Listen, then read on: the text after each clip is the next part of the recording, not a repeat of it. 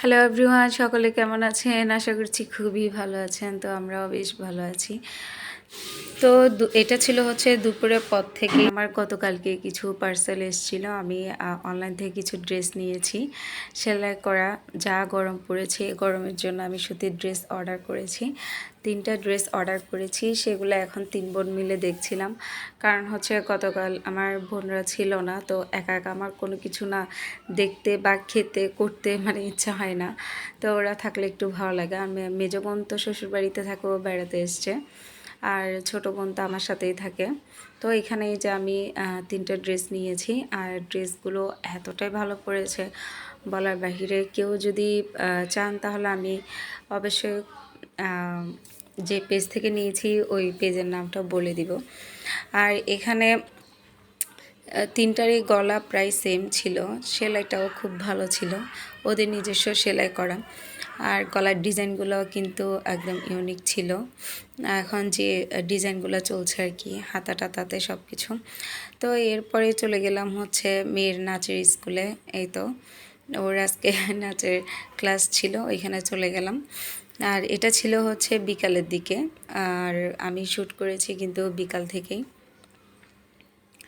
আর এখানে তো আমি আর আমার মাসি বসে আছি। আমার মাসি তো বোনও নাচ শিখে, তো বসে বসে টাইম পার করা এটা আর কি। তো আসার সময় নাস্তা নিয়ে এসেছিলাম, আর মাও আছে ঘরের মধ্যে। এখন চা বানিয়ে নিলাম।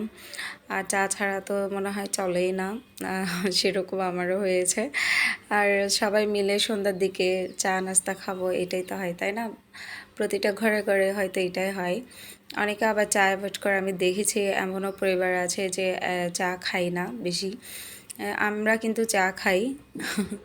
আমাদের ঘরে সবাই কিন্তু চা খুব পছন্দ করে, সেই ছোটোবেলা থেকেই দেখে আসছি। সকাল সন্ধ্যা চা তো চলে। আর দিদিমণি যখন আসে, মা যখন আসে, তখন কিন্তু চা 3-4বারেরও বেশি হয়। তো সেই সূত্রে দেখতে দেখতে অভ্যস্ত, আর খেতে খেতেও অভ্যস্ত। আমার তো চা ছাড়া চলেই না। একাদশীর দিন আমার মানে খুবই ক্লান্ত লাগে চা খেতে না পারলে। সে তো চাও খাওয়া হয় না, সে অর্থে একাদশীর দিন তো চা খাওয়া যায় না। ওই একটা দিনই মানে চাকে খুব মিস করি আর কি, অভাবটা ফিল করি। তো এখানে এই যে আমি মেয়েকে নাচের স্কুল থেকে আসার সময় পরোটা নিয়ে আসছি, আর হচ্ছে মোগলাই নিয়ে আসছি। এখন এগুলাই খাবো আমরা সন্ধ্যার নাস্তায়।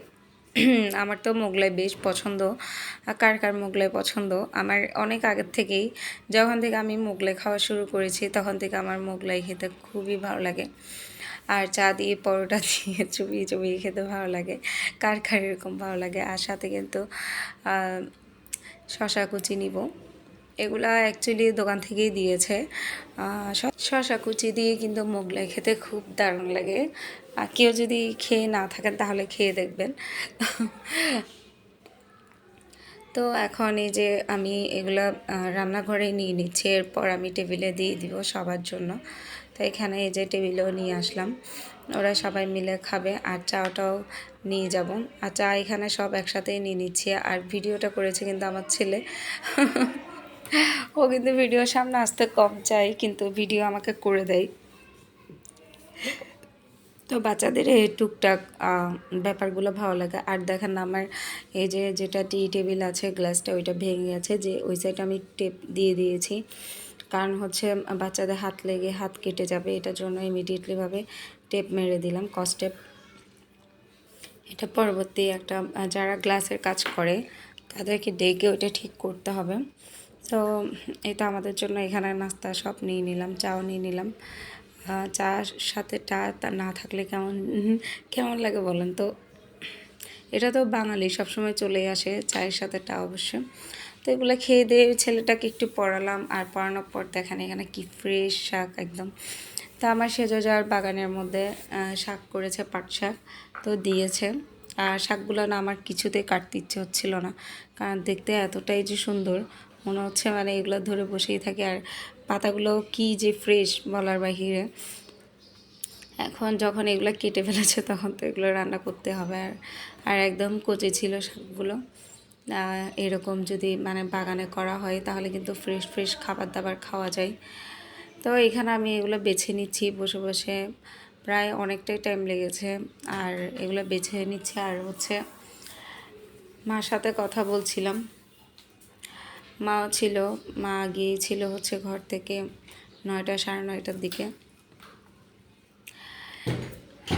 আর কোনো কাজ যদি কথা বলতে বলতে করা হয় তাহলে কিন্তু ভালোই লাগে, কাজটাও হয়ে যায়। আর হচ্ছে প্রতিদিনের মতো একটা কথা না বললে নয়, প্লিজ যারা নতুন আছেন আমার চ্যানেলটা দেখছেন, ভিজিট করছেন, যদি কোথাও একটু ভালো লেগে যায় তাহলে সাবস্ক্রাইব করে পাশে থাকবেন। কারণ হচ্ছে আপনারা যদি সাবস্ক্রাইব করেন, কমেন্ট করেন তাহলে কিন্তু অনেকটা উৎসাহ পাই। আপনাদের ভালোবাসায় তো এতটুকু এসেছি, আমি চাই আরও অনেক দূর এগিয়ে যেতে, তো আপনাদের ভালোবাসা ছাড়া এটা সম্ভব না। প্লিজ সবাই সাবস্ক্রাইব করবেন। তো এরপর এটা রাতের দিকে, রাতে আমি এখানে পরোটা বানাবো সকালে, এটার জন্য আমি এখানে ময়ান করে রাখছি। আর এখানে দিলাম হচ্ছে নুন আর চিনি হালকা করে, বেশি চিনি দিলে কিন্তু আবার মিষ্টি হয়ে যাবে, এটার জন্য। আর একটু যে তেল দিয়ে এখন মাখিয়ে নিব। আর কিন্তু আমি এখানে ঠান্ডা জল দিয়ে মাখবো পুরো ময়ানটা, কোনো গরম জল ইউজ করব না। এটা এভাবে রেখে দিলে একদম সকালে নরম হয়ে যাবে।